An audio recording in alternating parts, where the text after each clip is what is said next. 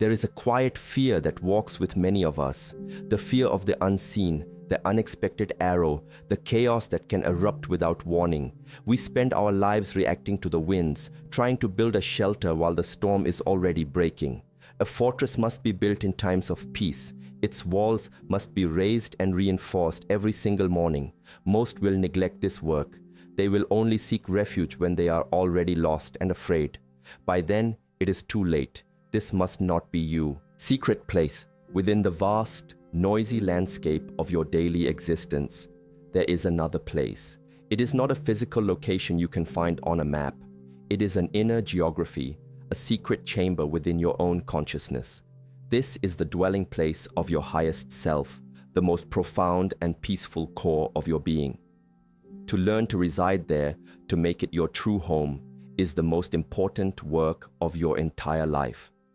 The world constantly pulls your attention outward, demanding you live on the chaotic surface of things. This practice is a conscious, disciplined choice to turn inward and dwell in the depths. This secret place is always there, always accessible, but it is obscured. It is obscured by the relentless chatter of the mind, by the weight of past regrets, by the anxious projections into the future. Finding it requires a deliberate act of disengagement from that noise. It begins in the quiet of the morning, before the world has a chance to lay its claims upon you. You make a conscious choice to turn your back on the 100 things that are calling for your attention and instead turn your face toward the silent stillness that resides behind them all. The entry point to this inner sanctuary is your own breath. You sit in stillness, and you simply bring your full attention to the feeling of the air as it enters and leaves your body. This act, so simple yet so profound, is the key that unlocks the door. Each conscious breath is a step away from the chaotic marketplace of your thoughts and a step deeper into the serene temple of your spirit. You are not trying to stop your thoughts. You are simply choosing not to follow them. You let them drift by like clouds in the sky while you remain grounded in the physical sensation of your breathing. As you persist in this practice, something begins to shift. The grip of your anxieties loosens. The weight on your shoulders feels lighter. You begin to feel a sense of space opening up within you. This is the feeling of arriving in your secret place. It is a state of being characterized by a deep, quiet peace. It is a feeling of being completely and utterly safe, not because the world outside has changed, but because you have found a place within yourself that the world cannot touch. This is the refuge that is always available to you, no matter what storms may be raging on the surface of your life. To make this a true dwelling place, you must visit it every day. Your morning practice is a daily pilgrimage to your own sacred center. By consistently returning to this place of stillness, you are strengthening your connection to it. You are wearing a path through the overgrown jungle of your mind, a path that becomes easier and easier to find each time you walk it. Over time, you learn to carry the peace of this secret place with you throughout the day. It ceases to be a place you visit only in meditation. It becomes the very ground of your being, the foundation upon which your entire life is built. Inner shelter. This secret place within you is not just a peaceful retreat. It is a fortress. It is an inner shelter that provides profound protection from the true dangers of life. These dangers are often not physical. The most debilitating wounds we suffer are not to the body, but to the spirit. The true terrors by night are the anxieties that surface in the dark hours, the deep-seated fears of failure, of loss, of mortality that can paralyze the soul. The arrows that fly by day are the sharp words of others, the sting of criticism, the casual cruelties, and the constant barrage of negativity that we encounter in our daily interactions. This inner shelter protects you from these things, not by building a hard, impenetrable wall of indifference, but in a much more subtle and powerful way. When you are firmly rooted in your own center, in the peace of your secret place, these external and internal assaults lose their power to penetrate you. An insult or a criticism, which once might have sent you into a spiral of anger or self-doubt, now strikes the calm surface of your inner peace and simply dissolves. It has no rough edges within you to hook onto. You can observe the arrow as it flies, but you understand that it is not aimed at the real you, the untouchable core that resides within. The fear that used to creep in during the quiet hours finds itself in a brightly lit room. Your practice of dwelling in the light of awareness leaves no dark corners for these terrors to hide. You learn to meet your fear with the calm strength of your centered presence. You do not have to fight it or destroy it. You simply sit with it in the safety of your inner shelter, and in the presence of that unshakable peace, the fear naturally begins to subside. It is like a shadow that cannot exist without the darkness. By choosing to dwell in the light of your own true nature, you eliminate the conditions in which these deep fears can thrive. This shelter also grants you a profound form of emotional sovereignty. When your sense of well-being is not dependent on external praise or circumstances, you become free. You are no longer a leaf blown about by the changing winds of other people's opinions or moods. You are the deeply rooted tree. The winds may blow, the seasons may change, but your core remains steadfast. This is the true meaning of spiritual invincibility.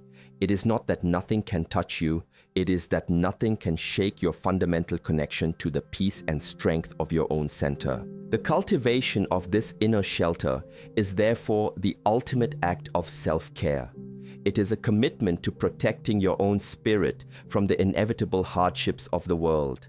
Each morning that you dedicate to strengthening this inner fortress, you are making a deposit into your own well-being. You are building a refuge so strong that when the inevitable storms of life do come, you will not only be able to endure them, but you will be able to stand as a source of strength and calm for others who have not yet learned to build their own. Your peace becomes your power.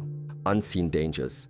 The path of life is filled with not only obvious challenges, but also subtle, unseen dangers.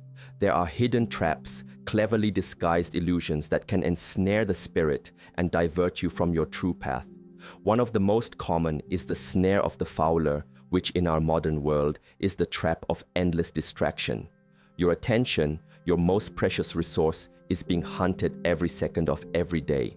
The constant notifications, the infinite scroll, the lure of outrage and entertainment. These are the snares set to capture your consciousness and keep it entangled in trivialities. Dwelling in your inner shelter provides the clarity to see these snares for what they are. From that high vantage point of quiet awareness, you can observe the mechanism of the trap without stepping into it. You see the pull of the distraction as it arises, but because you are not identified with it, you have a choice. You can consciously choose where to place your focus. You can choose to dedicate your energy to what is truly important, rather than allowing it to be siphoned off by the demands of the shallow world. This ability to command your own attention is a superpower in the modern age. It is your liberation from the invisible cages that imprison so many. Another unseen danger is the deadly pestilence. This is not a physical disease, but a spiritual one.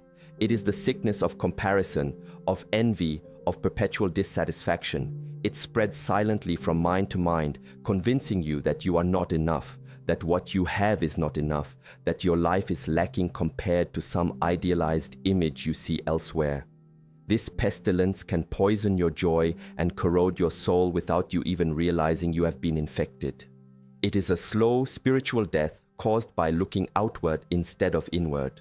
Your secret place is the quarantine, the safe haven from this pestilence.